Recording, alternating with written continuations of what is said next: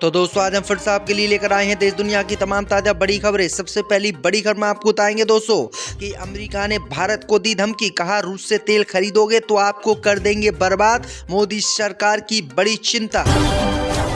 वक्फ bill पर मुंबई में उलमा इमामों ने बुलाई इमरजेंसी बैठक, नायडू नीतीश को दी चेतावनी, बोले चुनाव में आपकी पार्टी को नहीं देंगे वोट। वक्फ विधेयक पर जेडीयू में पड़ी दरार, विरोध में उतरे नीतीश कुमार के एमएलसी लल्लन सिंह और संजय झा ने अल्पसंख्यकों पर दिया बड़ा बयान। यूपी सरकार के बुलियर एक्शन पर सुप्रीम कोर्ट ने लगाई फटकार, कहा जिनके घर गिराए हैं उनको 10-10 लाख रुपए दे सरकार वरना करेंगे कार्रवाई। वक्फ बिल के खुलकर विरोध में उतरे अखिलेश यादव, इमरान मसूद ने अजमेर शरीफ प्रमुख के अधिकारी को बताया भाजपा का दलाल, बोले ये कर रहे हैं वक्फ संशोधन का समर्थन। तो दोस्तों सभी खबरों को आपको एक एक कर बताने वाले हैं, वीडियो को लाइक कर चैनल को सब्सक्राइब कर दें। इससे भी पर तो दोस्तों अगली खबर की ओर, तो अमेरिका ने मोदी सरकार को दी धमकी, बोले रूस से तेल खरीदोगे तो कर देंगे बर्बाद। जो दोस्तों आपको बता दें कि अमेरिका ने रूस से तेल खरीदने को लेकर भारत को धमकी दी है। अमेरिका के नए राष्ट्रपति डोनाल्ड ट्रंप का कहना है कि अगर भारत रूस से कच्चा तेल खरीदेगा तो वो भारत को बर्बाद कर देंगे, भारत पर इतने टैक्स लगाएंगे कि भारत बर्बाद हो जाएगा। वहीं आपको बता दें कि इससे पहले भी अमेरिका के राष्ट्रपति डोनाल्ड ट्रंप ने भारत पर कई तरीके के टैरिफ लगाए हैं। प्रधानमंत्री मोदी के अमेरिकी यात्रा के बाद भारत के नागरिक जो अमेरिका में रह रहे थे उनको बेइज्जत करके हथकड़ी लगाकर भारत भेजा था। तभी से अंदाजा लगाया जा रहा था कि अमेरिका भारत के विरोध में है और अब एक बार फिर से अमेरिका ने खुले तौर पर भारत को धमकी दी है कि अगर भारत रूस से तेल खरीदेगा तो वो इतना टैक्स इन पर लगाएंगे कि ये बर्बाद हो जाएंगे। पर तो दोस्तों अगली खबर की ओर, तो वक्फ बिल पर मुंबई में उलमा इमामों की इमरजेंसी बैठक, नायडू नीतीश को दी चेतावनी। जो दोस्तों आपको बता दें कि वक्फ बिल संसद में पेश होने से पहले मुंबई में उलमा और इमामों ने इमरजेंसी बैठक की है। इस बैठक में कहा गया है कि वक्फ बिल 2024 को लेकर देश में जिस तरह की उथल पुथल मची हुई है वो बेहद ही चिंताजनक है। खास तौर पर भारत के मुसलमानों के लिए ये एक करो या मरो की स्थिति है, क्योंकि इस बिल के जरिए मुस्लिम संपत्तियों को जानबूझकर लूटने की कोशिश की जा रही है। आगे इस बैठक में कहा गया है कि वक्फ बिल पर जिस तरह से कमेटी बनाई गई है और जनमत प्राप्त करने के बाद भी मोदी सरकार ने एक तरफा फैसला लेते हुए इस बिल को संसद में पास कराने के लिए पेश किया है। इसी दौरान उन्होंने कहा है कि मुसलमानों की मस्जिदें मदरसों को अब सरकार हड़पेगी और नीतीश नायडू को चेतावनी दी गई है कि नीतीश नायडू को कोई भी मुसलमान वोट नहीं देगा और इनको सपोर्ट नहीं करेगा। इसी बीच पर तो दोस्तों अगली खबर की ओर, तो यूपी सरकार के बुलडोजर एक्शन पर सुप्रीम कोर्ट ने लगाई फटकार, कहा जिनके घर गिराए हैं उन्हें 10-10 लाख रुपए का दे हिरचाना।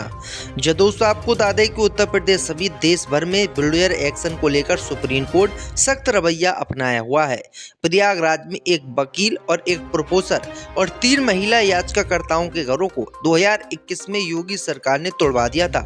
इस मामले की सुनवाई करते हुए सुप्रीम कोर्ट ने मंगलवार को घर गिराने की प्रक्रिया को असंवैधानिक बताया और योगी सरकार को फटकार लगाई। सुप्रीम कोर्ट ने कहा कि घर तोड़ने की ये मनमानी प्रक्रिया नागरिक अधिकारों का असंवैधानिक सील से हनन भी है। कोर्ट ने कहा कि यह हमारी अंतरात्मा को झकझोरता है और राइट टू शेल्टर नाम की कोई भी चीज होती है। इस सिलसिले में अदालत ने योगी सरकार को नोटिस जारी करते हुए कहा है कि 10-10 लाख रुपए इन सभी के घर तोड़ने वाले लोगों को दिया जाए और आगे से ऐसी कार्रवाई बिना कोर्ट की अनुमति के सरकार ना करे। यानी सुप्रीम कोर्ट योगी सरकार के बुलडोजर एक्शन से काफी नाराज है और आज सुप्रीम कोर्ट ने सरकार को फटकार भी लगा दी। इसी बीच पर तो दोस्तों अगली खबर की ओर, तो वक्फ बिल के खुलकर विरोध में उतरे अखिलेश यादव। जो दोस्तों आपको बता दें कि समाजवादी पार्टी के प्रमुख अखिलेश यादव ने वक्फ संशोधन बिल पर अपना कड़ा विरोध जताया है। उन्होंने भारतीय जनता पार्टी पर नियंत्रण पाने के लिए हर चीज में हस्तक्षेप करने का आरोप लगाया है। सपा सुप्रीमो ने कहा है कि हम वक्फ बोर्ड विधेयक के खिलाफ हैं, क्योंकि भाजपा हर चीज में हस्तक्षेप करना चाहती है, वे हर जगह नियंत्रण चाहते हैं। वक्फ संशोधन विधेयक को लेकर लेकर अजमेर दरगाह के समर्थन पर अखिलेश यादव ने कहा कि इसके पीछे भाजपा का हाथ है। अखिलेश ने कहा कि भाजपा किसी से भी कहलवा सकती है, किसी से भी करवा सकती है, यही उसकी खूबी है। वहीं आपको बता दें कि अजमेर दरगाह के उत्तराधिकारी को कांग्रेस सांसद इमरान मसूद ने भाजपा का दलाल बताया है और कहा है कि ये उत्तराधिकारी अजमेर दरगाह का भाजपा की दलाली करता है। जो भाजपा कहती है वही ये कहता है। इसी बीच बढ़ते दोस्तों अगली खबर की ओर तो पंजाब के पादरी को कोर्ट ने सुनाई उम्र कैद की सजा। दोस्तों आपको बता दें कि यीशु वाले बाबा के नाम से मशहूर बजिंदर सिंह को रेप केस में कोर्ट ने उम्र कैद की सजा दी है। मोहाली की एक अदालत ने उसे ये सजा सुनाई है। सजा के ऐलान के बाद अदालत के आसपास सुरक्षा को बढ़ा दिया गया। आपको बता दें कि 3 दिन पहले बजिंदर को अदालत ने दोषी ठहराया था। दोषी करार दिए जाने के बाद बजिंदर सिंह को पटियाला की जेल में बंद किया गया था। आपको बता दें कि बजिंदर पर आरोप है कि उसने विदेश में बसाने के बहाने एक महिला के साथ रेप किया था और उसका वीडियो ही बनाया था। बजिंदर ने धमकी दी थी कि अगर उसका विरोध किया या उसके वीडियो को अगर कहीं किया तो वो वीडियो को अपलोड कर देगा। वहीं आपको बता दें कि सजा से बचने के लिए पादरी बजिंदर ने अदालत में गिड़गिड़ाना शुरू कर दिया।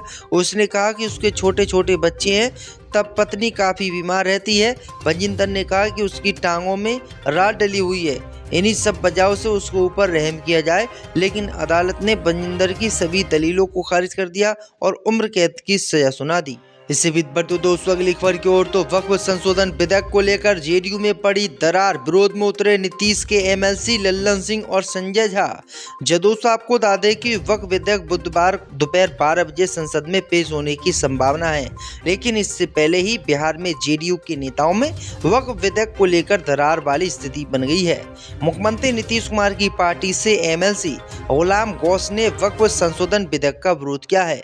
उन्होंने केंद्र सरकार पर बार बार अनुचित नीतियों के जरिए मुसलमानों को निशाना बनाने का इल्जाम लगाया है। गौस ने कहा है कि मैं वक्फ संशोधन विधेयक का विरोध करने वाला पहला व्यक्ति था जब से ये केंद्र सरकार आई है। कभी लव जिहाद, CAA, मॉब लिंचिंग, ट्रिपल तलाक और अब ये हमारा धार्मिक मामला है। केंद्र पर वार करते हुए उन्होंने कहा कि अपने अधिकारों की रक्षा के लिए कुछ नहीं किया।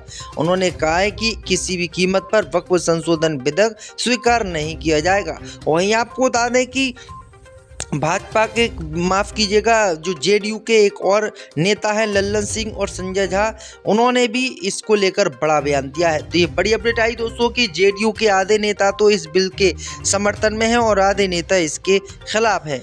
इसी बीच बढ़ते दोस्तों अगली खबर की ओर तो आईपीएस कामिया मिश्रा ने दिया इस्तीफा, मोदी सरकार ने किया मंजूर।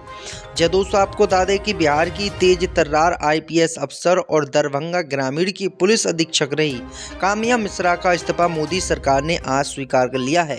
कामिया ने निजी कारणों का हवाला देते हुए 5 अगस्त 2024 को अपना इस्तीफा पुलिस मुख्यालय को भेजा था, जिसे अब केंद्र की मोदी सरकार की तरफ से हरी झंडी मिल गई है। बिहार पुलिस की लेडी सिंघम के नाम से मशहूर कामिया मिश्रा ने इस्तीफा देने से कुछ महीने पहले ही दरभंगा में ग्रामीण एसपी के रूप ज्वाइन किया था। उन्होंने कई गंभीर मामलों का खुलासा भी किया था। विकासशील इंसान पार्टी के प्रमुख मुकेश सहनी के पिता जीतन सहनी की हत्या में विशेष जांच अधिकारी थे। वे इस हत्याकांड की जांच के लिए गठित विशेष टीम का नेतृत्व कर रही थी और उन्होंने बहुत जल्दी इस मामले को सुलझा भी दिया। तो दोस्तों अगली खबर की ओर तो अमित शाह का मजाक उड़ाना तेजस्वी यादव को पड़ा भारी। दोस्तों आपको बता दें कि केंद्रीय मंत्री लल्लन सिंह ने बिहार के नेता प्रतिपक्ष तेजस्वी यादव के ऊपर करारा तंज कसते हुए कहा है कि सत्यवादी राजा हरिश्चंद्र के बाद तेजस्वी यादव ही हैं। वे खुद ही अपनी पीठ थपथपाते रहते हैं। बताते चले कि केंद्रीय गृह मंत्री अमित शाह के बिहार दौरे को लेकर तेजस्वी यादव ने बयान देते हुए काफी कुछ कहा था, जिसे लेकर अब उन्हें लल्लन सिंह का करारा जवाब मिला है। दरअसल आपको बता दें कि गृह मंत्री अमित शाह ने बिहार में 2 दिन गुजारे और रविवार को लौट गए। इस दौरान उन्होंने गोपालगंज में एक जनसभा को भी संबोधित किया, लेकिन उनके अलावा पटना में सहकारिता विभाग के कार्यक्रम में भी उन्होंने भाग लिया।